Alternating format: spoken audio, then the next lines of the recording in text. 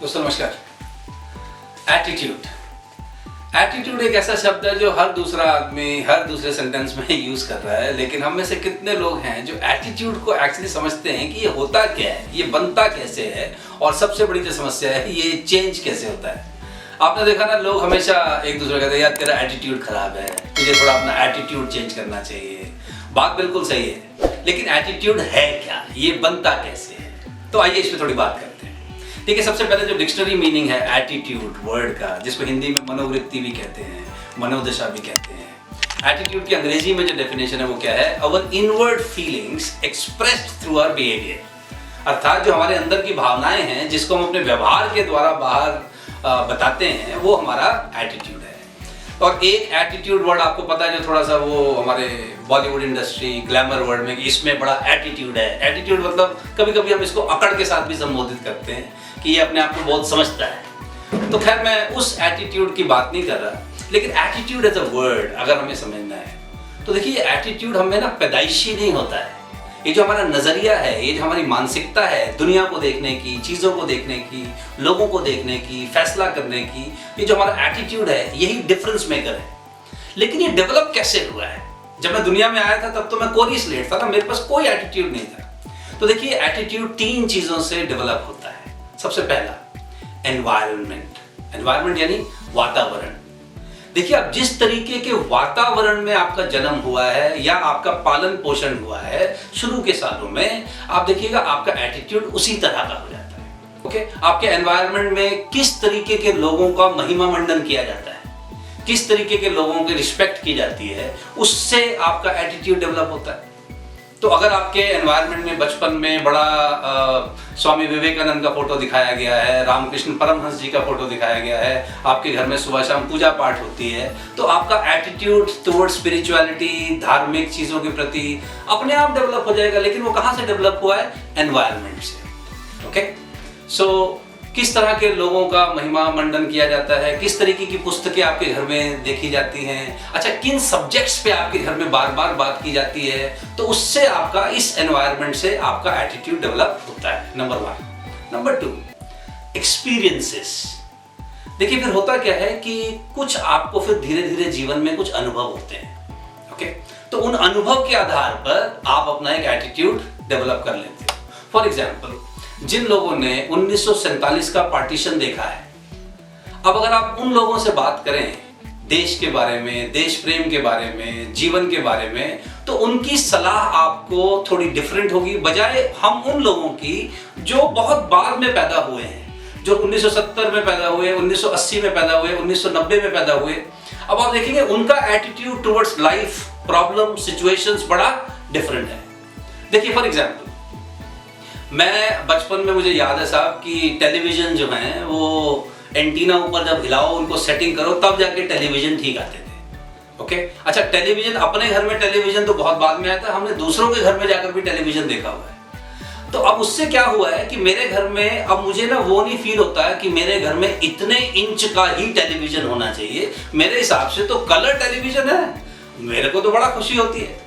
मेरे हिसाब से हमने बुधवार गाने देखे हुए जी, चित्रहार में 4 गाने आते थे, 4 गाने फिर शनिवार को आते थे, हफ्ते में 2 मूवीज आती थी।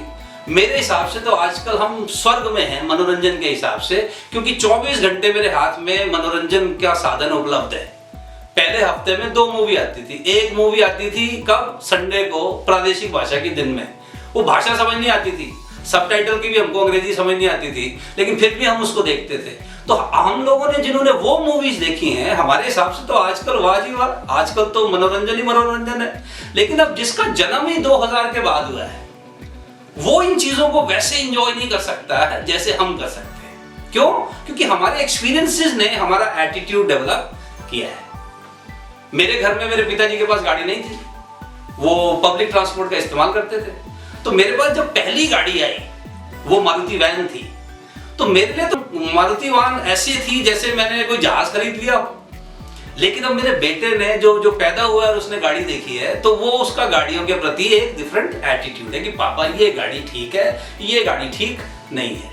तो ये डेवलप कैसे हुआ है? अपने अपने एक्सपीरियंसेस से। ओके, और जो तीसरी चीज है जिसके कारण फिर हम अपने एटीट्यूड को पक्का करते हैं वो है एनकरेजमेंट। अर्थात देखिए, आपने ना कुछ चीजें की और आपको उसके बदले में या तो शाबाशी मिली या प्रताड़ना मिली। जिस चीज के बदले में आपको शाबाशी मिली तो आपको वेरी गुड, आगे से भी मैं इसको ऐसे ही करूंगा। फॉर एग्जाम्पल, मैं अपने घर में सबसे बड़ा भाई हूं, तो बचपन से जब से मैं 3 साल का हुआ हूं, मुझे बार बार बताया गया है तू बड़ा हो गया है, तू बड़ा हो गया है, तू बड़ा भाई है। अब आप सोच के देखिए कि मैं 3 साल की उम्र से बड़ा हो चुका हूं, बड़ा हो गया हूं। क्यों? क्योंकि मुझसे छोटा आ गया। तो अब वो जो बार बार मैंने सुना है, और जब भी मैंने छोटे भाई का ध्यान रखा, उसके जब स्कूल में जाता था, खुद दूसरी क्लास में नर्सरी क्लास वाले को लंच में पूछने जा रहा है कि तूने खाना खा लिया छोटे भाई।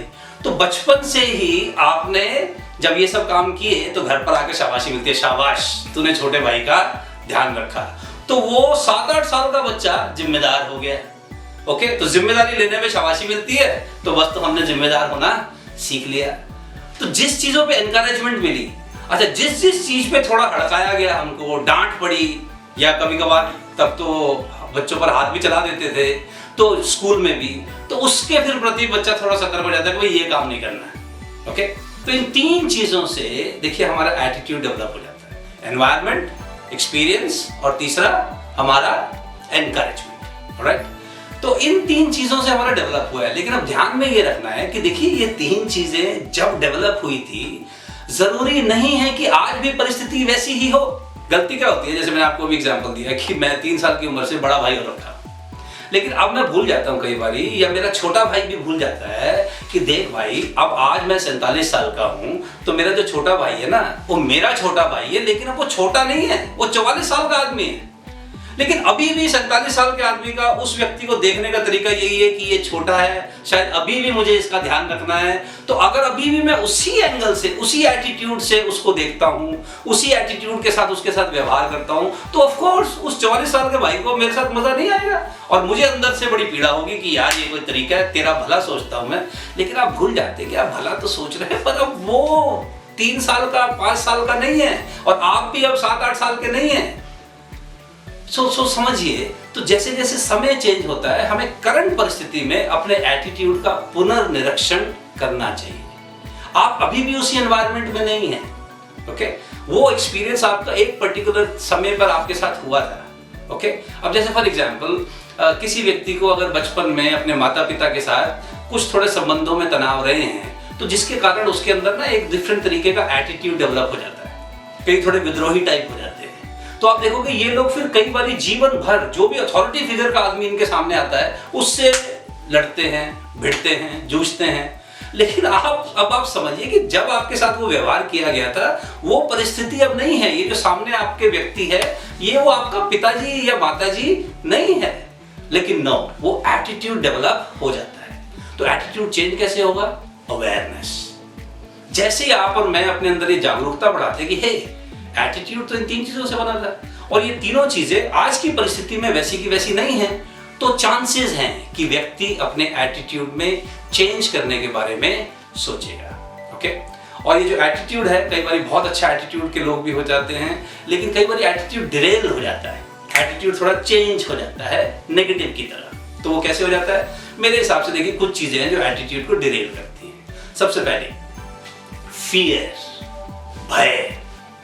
देखिए भय हमारा बड़ा नेचुरल एक यहाँ पर चलता है जी, कि आदमी भय में रहता है कि कहीं fear of loss of money, fear of loss of respect, fear of loss of life, fear of loss of job. तो फियर्स जो हैं, जब एक आदमी बहुत ज्यादा डरे, बहुत ज्यादा इनसिक्योरिटी में रहे, बहुत ज्यादा अपने बारे में वो कॉन्फिडेंट फील ना करे, तो फिर कई बारी एटीट्यूड जो है आदमी का डिरेल हो जाता है। Okay, number 1। Number 2, frustration. कई बार आदमी ना किसी चीज के बारे में बहुत मेहनत कर रहा है, बार बार उसने जतन किए हैं, लेकिन जब उसको कई बार अपनी समझ के हिसाब से सब कुछ करने के बावजूद जब सही परिणाम नहीं मिलते, तब भी कई बार आदमी का एटीट्यूड डिरेल हो जाता है। और जो तीसरी चीज है जिससे आदमी का एटीट्यूड कई बार डिरेल होता है, वो है फ्रेंड्स। आपने किस तरीके के दोस्त चुने हैं? देखिए, दोस्त इकलौता ऐसा संबंध है जो आप अपनी मर्जी से चुनते हैं। देखिए, माता पिता हमने चुने नहीं, भाई बहन हमने चुने नहीं, वो परमात्मा की मर्जी से या माँ बाप की मर्जी से हमारे साथ होता है। लेकिन दोस्ती इकलौता ऐसा संबंध है जो हम अपनी मर्जी से चुनते हैं। तो मैं हमेशा लोगों से रिक्वेस्ट करता हूं कि अपने दोस्तों का चयन बहुत ध्यानपूर्वक करें। Choose your friends wisely. क्यों? क्योंकि आप एक पर्टिकुलर एज के बाद, खासकर आजकल 16-17 साल के बाद, आप ज्यादातर समय अपने दोस्तों के साथ व्यतीत करते हैं, चाहे फिजिकली या वर्चुअली, और आप प्रभावित भी अपने दोस्तों से ज्यादा होते हैं बजाय किसी और के। सो आपके फ्रेंड्स की क्वालिटी निर्धारित करेगी कि आपका एटीट्यूड जीवन भर कैसा रहेगा। और अनफॉर्चुनेटली, दुर्भाग्यवश, कई बार फ्रेंड्स ही हमारे अच्छे खासे एटीट्यूड को डिरेल कर सकते हैं। तो अगर आप इन तीनों का ध्यान रखें तो एटीट्यूड डिरेलमेंट से भी बचा जा सकता है। Think about it.